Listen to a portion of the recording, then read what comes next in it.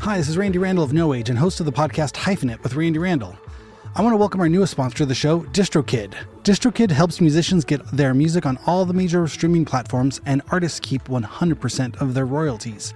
Hyphenate listeners get 30% off at distrokid.com/VIP/hyphenate. Again, that's distrokid.com/VIP/HYPHENATE. Go get your music streaming everywhere now.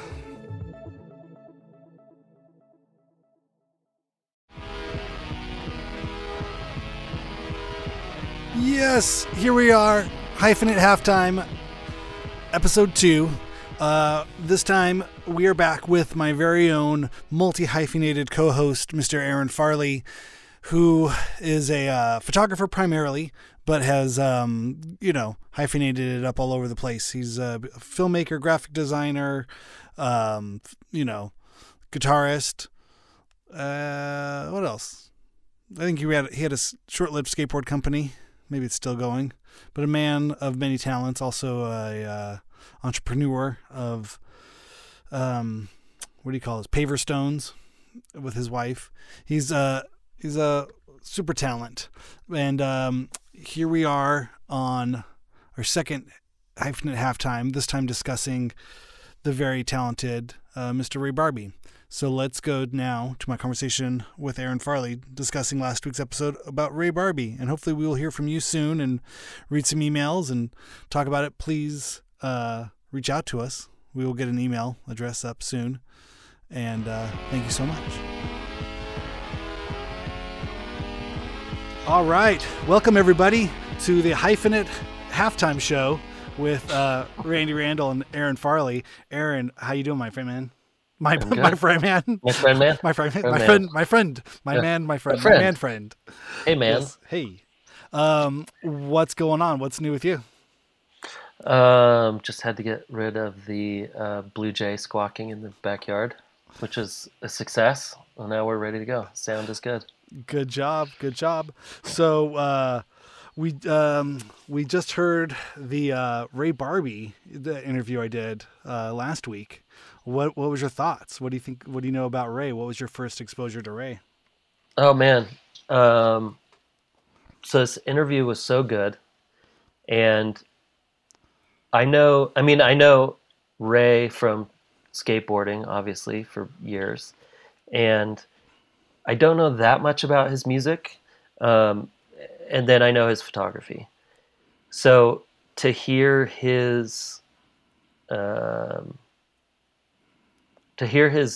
like creative process of all of those things and how they all really are the same process of just personally always striving to get better and striving to at whatever creative pursuit you're a part of, but then also creating. I loved when he talked about skateboarding and art and music as language to communicate to whoever's listening to it, or just maybe even just to communicate something to your friends, or like the fact that getting better at skateboarding is actually a way to like communicate to your other friends who are also skateboarders to push them, or that they can use that as like, oh my God, I didn't know you could do that. Now I'm going to try to do this other thing. I loved that everything that he talked about had that kind of like, everything you're doing is to inform the next thing you're going to do. And it's all of this, like, to keep everything going and to get a good group of people around you that are doing those things, and everybody can inspire everybody. That was great. It's awesome. Yeah. I mean, he's such an inspiring person. I mean, I've been a fan of his for so long. I remember, he was kind of in that interesting sort of phase between, I mean, really, came with the 80s and Pal Peralta. Yeah. And, Ban This. And, but he was on the young side of that. He was kind of the younger person, and then kind of moving into the street world in the 90s, kind of street skating. But he didn't sort of go with then into the early 2000s with like the Baker, Andrew Reynolds, Jim Greco kind of world. But it was at that point then kind of shifted more into music. and this kind of real soulful, sort of tropical-y, sort of inspired sort of music scene that was sort of happening somewhere around that time. But he always just seemed like it was just such like pure intentions or something, or, or just things that were just like, this totally makes sense for him. And I think it was always inspiring to me. I think in that kind of, or also just demonstrating the diversity of like what skate culture could be. I think I kind of put him up there with like Mark Gonzalez, Ed Templeton, as sort of these like hyper creative individuals who also happen. Chris Pastras. Right. Yeah. Yeah, exactly. Yeah. Who were, super creative on boards and off boards, and sort of seemed like their life was a continuum of creative sort of decisions and actions. Yeah. I think that's what's so interesting about skateboarding, because even that, like when he's talking about that, like I was a kid during Bones Brigade and all of that. That's when I started, along with everybody else who grew up in some small town somewhere. And then I kind of missed the like 90 to 93. I didn't really skate, and I didn't really like when everything was starting to change from old school big boards to like popsicle sticks. I kind of missed those 2 or 3 years, and then I started skating again when I went to college. So it's like 93, 94, and then kind of kept up with it from there. So I missed that whole era when he was talking about Lance Mountain, when he was talking about everybody leaving Powell. I didn't know any of those stories. Like I didn't even know Lance Mountain started the firm. I had no idea. And so even that, I was like, oh, whoa, I want to hear more about this. This is like very cool and weird, and what a weird time to be a part of skateboarding and being one of the young people and going, and him even talking about how cool it was that all these people who ended up being good at business started businesses so these skateboarders and artists could have careers. I thought that was such an interesting way to look at it. I was like, when he was talking about Vans, or he's like, these places exist, and now we can all work because these people created this business around this super interesting kind of creative culture, and then you just have to find your place, like within those little hubs, and see if you can make that your job or your career or your living. Yeah. Which is totally interesting, because I think it's definitely something I know I take for granted, kind of growing up in Southern California, that there was always this industry of sort of action sports or whatever it was sort of called, but it was like anything on a board, surfboard, skateboard, snowboard. It just always seemed like, oh yeah, there's always like an industry around that. But if you look at it from a more broad sort of macro view, it's like, it's same. It's there's not as far as I'm concerned, there's not like a pool playing, you know what I mean, or like snooker, or these other types of hobbies or activities, or roller skating to that degree. That it was sort of indemnified as a cultural sort of thing coming out of the 60s into the 70s. I think when sort of teen culture was seen as profitable, and sort of capitalized on and mutated. Well, and also I think skateboarding and surfing to a certain extent, but I think skateboarding probably is the most creative sport, because you're not going for points. It's not like football where it's like you get a touchdown, or even soccer, you get a goal, and you can kind of be creative how you get there, but there's this kind of end goal always in these other sports. And skateboarding was like, no, there's no goal. You're supposed to get better, and the goal is to be cool. The goal is to be style.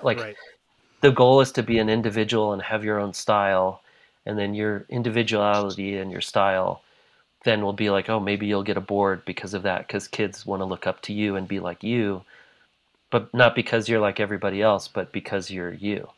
And I think that that's a really interesting thing. I think that's why so many artists and musicians come out of skating, is because that's the same way with art and music, and it's all about like, well, where do I fit in here, and how am I gonna contribute? And like how do I contribute, even if it's a little tiny slice? Like maybe I'm good at business and I know how to run a gallery, so that's how I contribute. Or maybe I am really good at mixing colors and I mix colors for people. You know, it's like there's all these weird little, you know, and skateboarding is definitely like that. It's like how many skateboarders also do graphics, or, you know, you're promoting, so you learn how to shoot video and then they become videographers and they become DPs and then they become editors, or, you know, I mean, or you're like, I mean, that's Spike Jonze to a T, you know. It's like a kid who grew up shooting photos of BMX and then ends up becoming one of the biggest directors. You know, right. But it's that kind of that world that sort of promotes individuality, and I think where it's not like if you know, if you're playing on a on a baseball team, you know, that somehow the way you hit the ball is gonna, you know, it's either you hit it and you make the point, or you hit it and you don't make the point. It's not if you hit that ball really far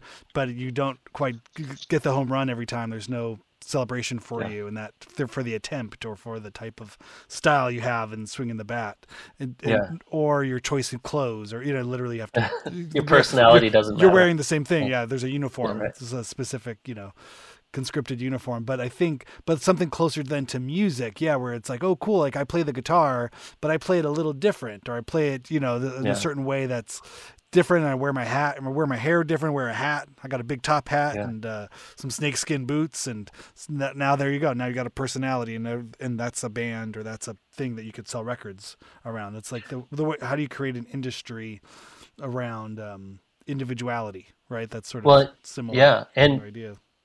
And you get shit if you do sound like someone else, or skate like someone else, or do the trick. I mean, that was always the hardest thing with skateboarding for me, that I didn't even really realize until later, but that how specific, like if you're a skate photographer, you have to know every trick that was done, where, by who.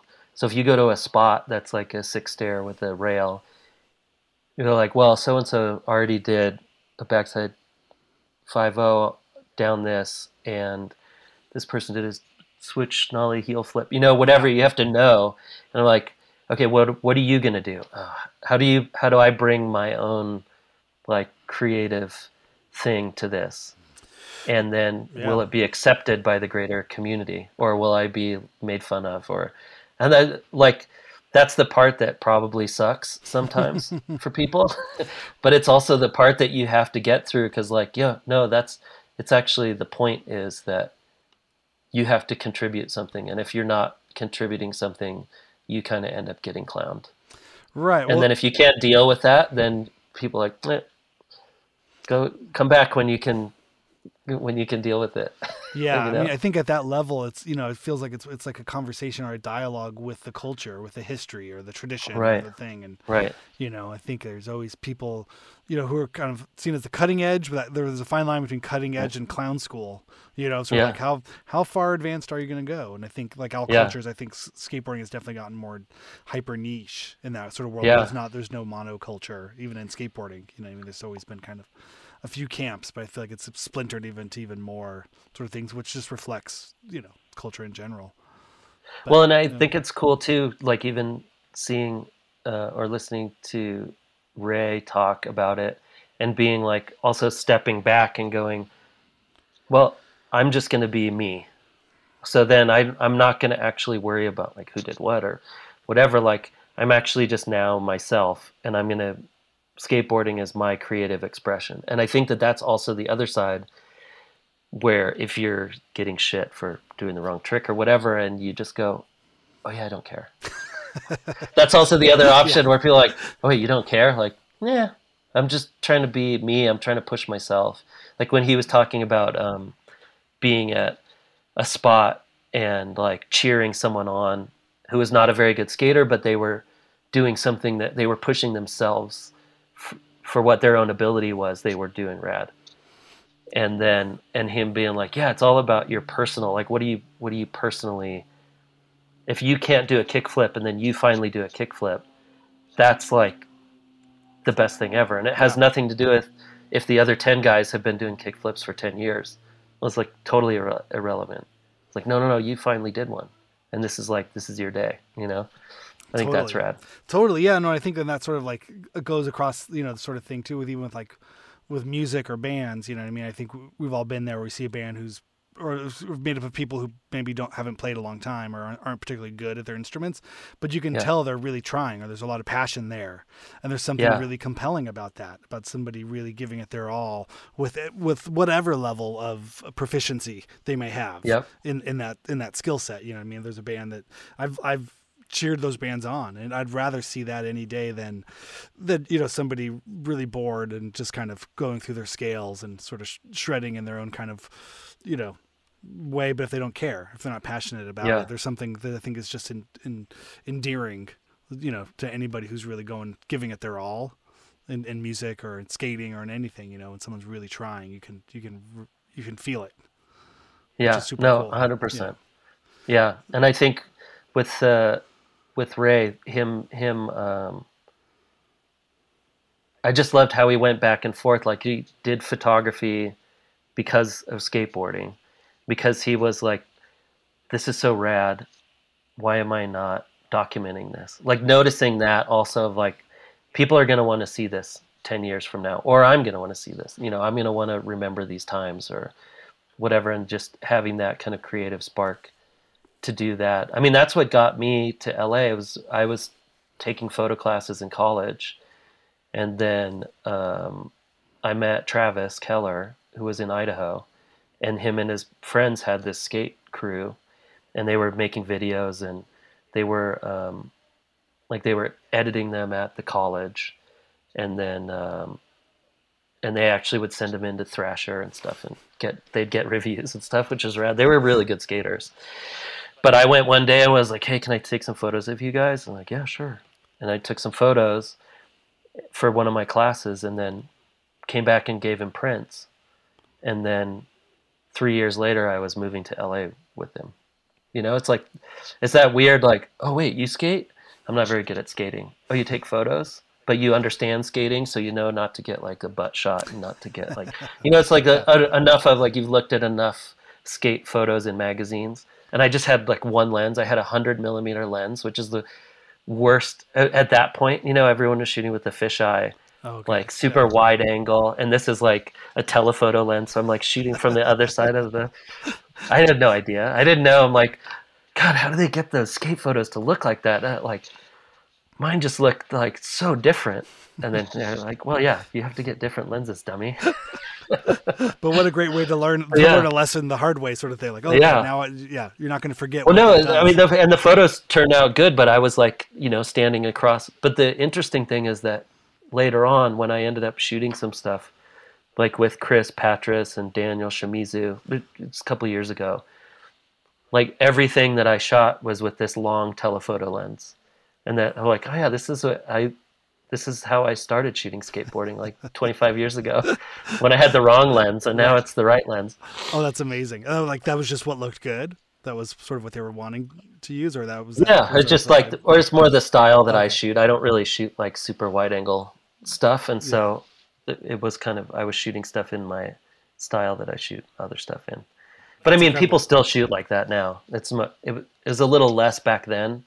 But then once people started upping their like camera equipment game, when there was a little bit more money, then you'd see like people shooting with Hasselblads, like medium format cameras, or they'd shoot with telephoto lenses and like those big kind of sports lenses. Got it. But it's amazing. But back then it wasn't. Yeah.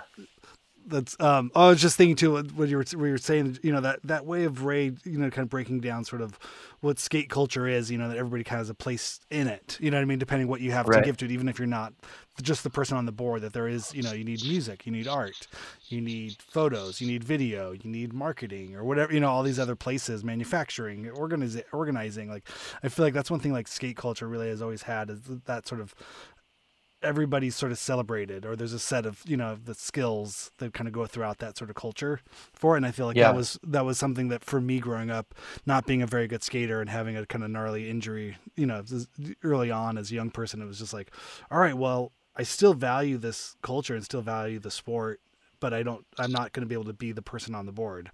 And so, being anywhere in the periphery of it, from, making music and, having music used in a skate video is just like, this is such a huge thing. It's amazing. But it felt like it it was just something. It was just different. It was just different than other stuff, and it just felt like, oh, cool. Now I'm contributing or I'm giving back to something. And I think that always felt like part of sort of the unspoken sort of rule of it of like the celebration of how do you give back to a culture that you've gotten so much from. There's a part of it that feels like it's an ego thing. Oh, I want to be in the magazines, or I want to do something, or I want to shoot photos, or I want to do to get the kind of the ego boost from it.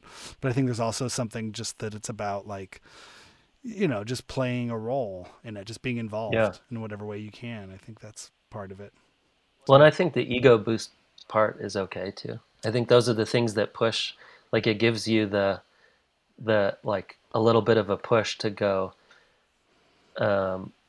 something to strive for, to be like, okay, that'll be like a step. Like I want to have a photo in Thrasher, or I want to have a song on a video. I mean, like, especially as a kid, like I feel like so many times that you're just trying to relive the idea of what an adult would be like, being an adult would be like when you were a kid. It was like, I remember getting my like a first photo on a cover of a magazine and seeing it at a music stand and just going, oh, wait, that's like a real thing. I remember looking at these and like just going, I don't know, I wouldn't even be able to explain one thing about how a magazine is made or whatever, Yeah. And so there are those steps to be like, you just want to give a high five to like the 12-year-old you. Totally, like, right? Hey buddy, we did it just for today, but we won. We did it. Yeah, we got it. And that, I feel like that was, I mean, that's how we used to get all of our music back then, is like skate videos and snowboard videos. Totally, right? It's like all of it. You'd see some band and you'd instantly go, well, I'm going to get a White Zombie tape today, I guess. I remember that was the big like snowboard video. Like snowboard music obviously is much different. There's a lot of pop punk and metal-ish. No, I Weird think that metal, has its place 90s. That has its place in skate culture too. Yeah, I remember getting a John Spencer Blues Explosion from Ed Templeton's part in Heavy Metal. He skated that song Bell Bottoms. And I remember going to Rhino Records in Claremont and like looking for something called a John Spencer Blues Explosion. I was like, I don't know if that's a man's name. I don't know if it's a band, it's a thing. I saw it on the credits, like this is what it is, and I went and bought that tape. And it was the time, the early 90s funny. When you could buy a tape of the thing, and blown away. Yeah. Loved it. Fell in love with the band, but I would never have known them if it wasn't from that video or, from that part. Yeah. Well, and I mean, I think all of that stuff, it's like so many people learned photography from like Glenn Friedman's photos or Atiba's photos, or, it's like you look at that, you see their name, and then you see it 1,000 times, and then you go back, or like Cole Barish, who's a big snowboard photographer, and he did these iconic, amazing photos, and then met him later in life, and then was like, oh my God, wait, when you were taking those photos, you were like 16? Wow. He was a really young kid, and now he's a big art photographer. I mean, beautiful work, but his whole thing was coming from that kind of like blue collar, like, all right, where are we going today? Where are we shooting? Let's call all the guys. Let's get people. Let's look at the weather. And I think that comes from, I think the skateboarding thing too is similar because it's not that expensive to make a skateboard. It's hard to sell them, but to make like 50 skateboards is like a couple $100, Yeah.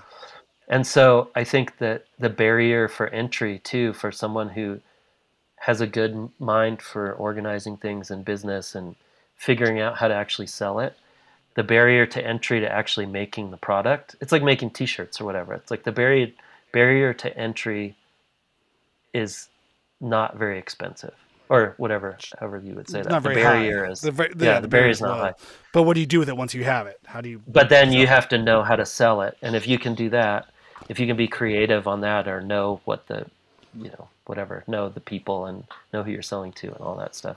Totally. And I think that's the artistic. That's what locks all of those things together. The photo, music, and skateboarding is like, how do we figure out how to sell this stuff so we don't have to have 9-to-5 jobs for as long as possible? Right. Well, I think that's interesting too. Just like if you look at, I don't know why this stuff never like comes across like in a business way in my mind. I mean, it's just that it's the kid brain of me still. But like the photo of the skater on the board is put in a magazine as an ad, right? It's like there's ad spaces bought and sold by the magazine, by Thrasher, and then you see that and then you go, oh, I want to buy that board.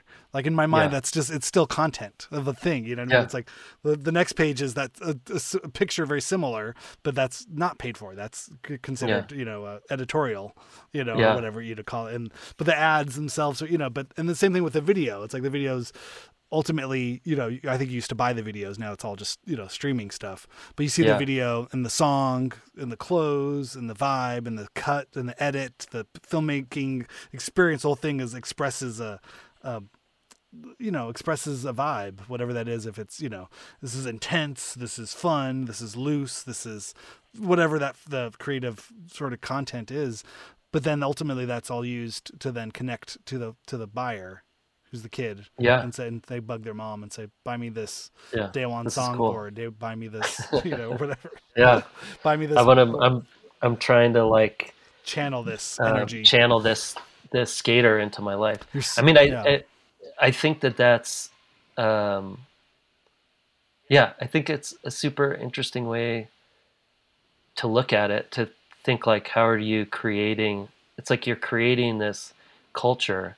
And I think the other thing that came across in the interview was that, him and Ed Templeton and Pastrus and Jason Lee, like all these people that are so important to the culture of skateboarding. Some of it is about skateboarding, the reason why they're still around. Mm-hmm. It's like, oh, I remember that, or it's about skateboarding. Some of it is about a trick that people remember, or like, oh, I remember when I saw this one photo. But the majority of it is from their kind of like embrace of this like freedom and creativity that people look at more now, and they're still relevant as older gentlemen, who aren't skating, who aren't jumping down, olling down 10 stairs and doing all the, like trying to doing impressive skateboarding things, that they're more of like, no, I like that. That person's vibe for the last 20 years is what I love. So I'm like, now I'm attached to Ray Barbee's vibe.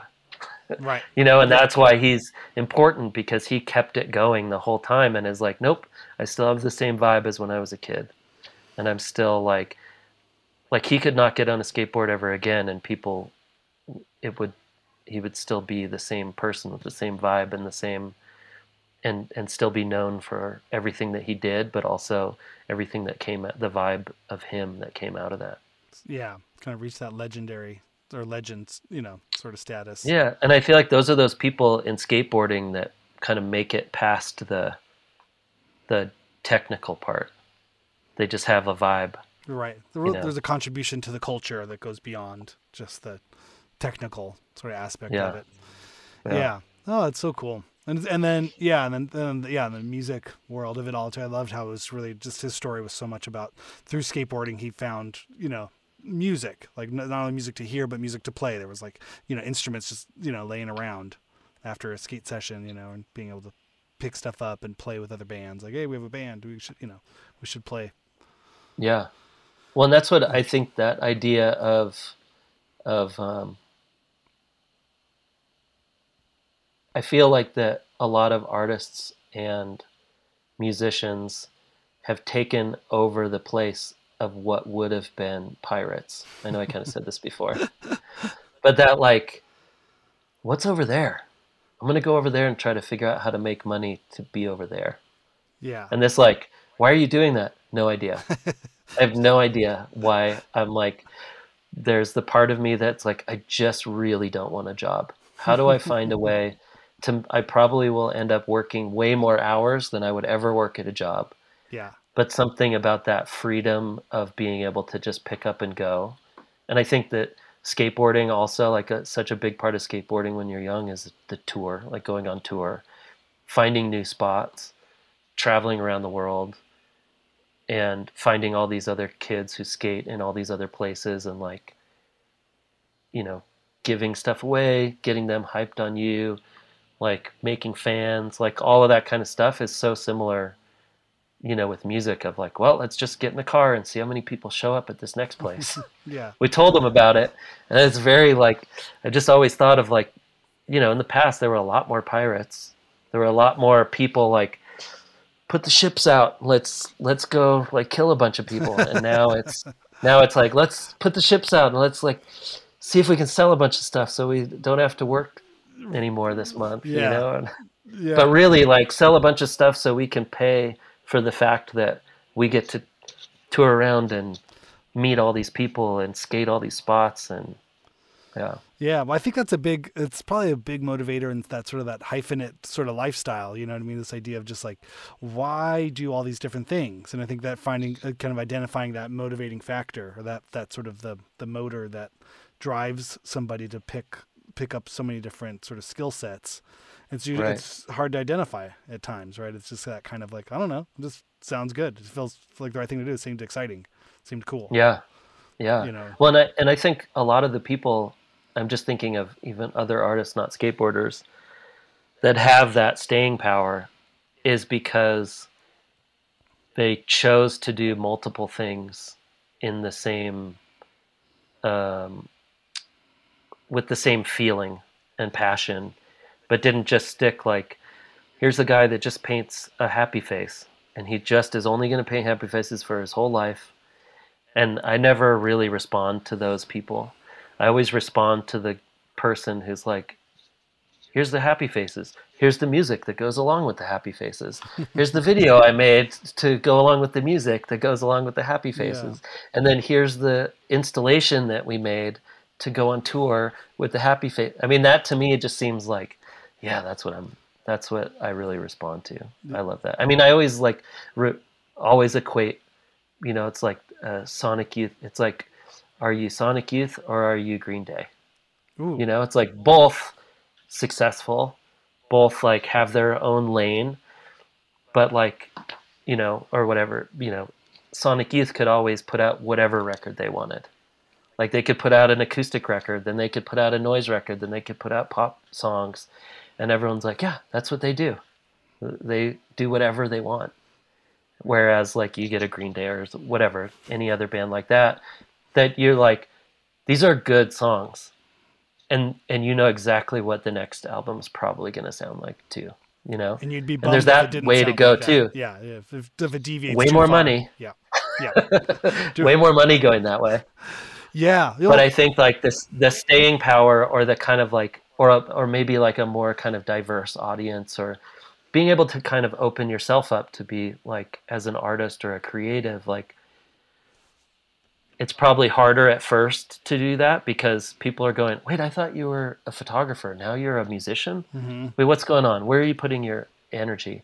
But then if you keep doing both of those things for a long amount of time, then people go, oh, we want you for a photo show, or your band could play too, or, like maybe you could do music for this thing. Or I think that's like such a better long-term kind of strategy for being able to create until you're dead.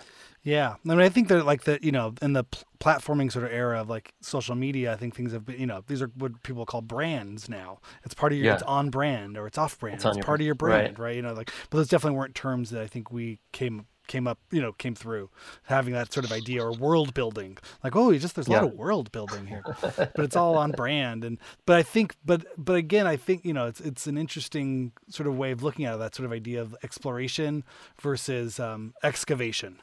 You know what I mean? Or if it's like, I'm going here to sell things. I'm looking for raw material to sell versus like, I'm just going here to see what happens.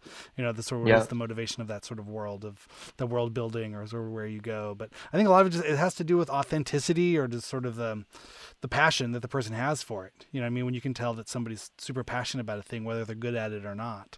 You know what I mean? I think it sort of gives you a certain sort of leeway. Like, oh, cool. What's the deal? Where are they going? What's the story with this? If you're a certain kind of audience person, or, young person, like I was thinking, like seeing Ed Templeton's paintings early on, and kind of being like, oh, that's weird. But, if you're a certain kind of person, like I was, like, I like this guy even more. Like he's a skater, and then look at that. Look at that. I think that's his wife naked. Okay. This is something different. And this is weird. Yeah.